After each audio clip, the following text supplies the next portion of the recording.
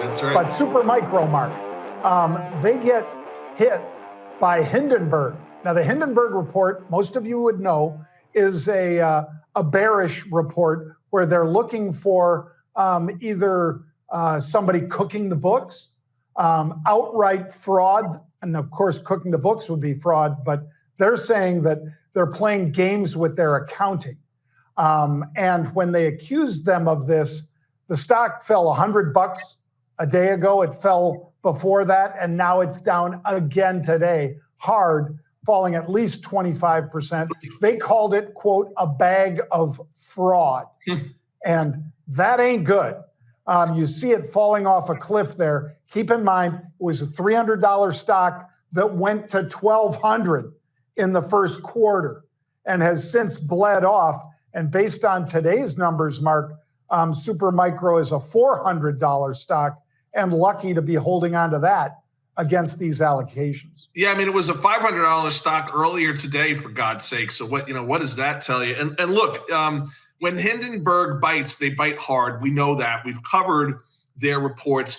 Their specialty, the thing they focus on, are fraud, material misstatements, 10b-5, as our friends at the SEC would call it. And they're being pretty specific. And it's what's interesting about this is that Supermicro previously paid an almost $18 million fine to the SEC to settle the type of accounting irregularities or allegations of accounting irregularities that Hindenburg is saying are continuing. And here's the real zinger, and I did take the time to look a little bit at what Hindenburg wrote up on this one, just because it's interesting and salacious reading and certainly headline grabbing.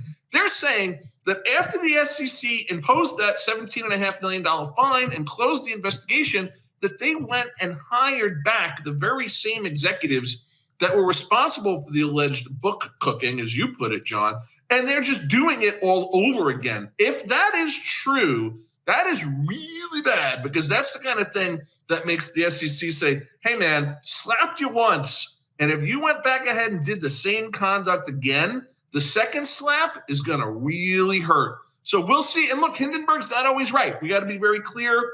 These are allegations. It's based on their quote-unquote 3-month investigation, which in typical Hindenburg style involves talking to former executives, people that are not necessarily leaving the best ratings on Glassdoor. So you got to look at it with a little bit of an eye of curiosity and do your own homework. But I don't think we've heard the end of the story for Supermicro.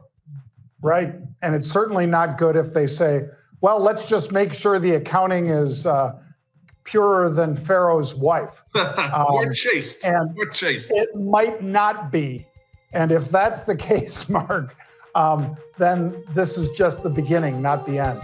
So this is a no touch for me right now. I wanted to buy it on this several 100-point decline.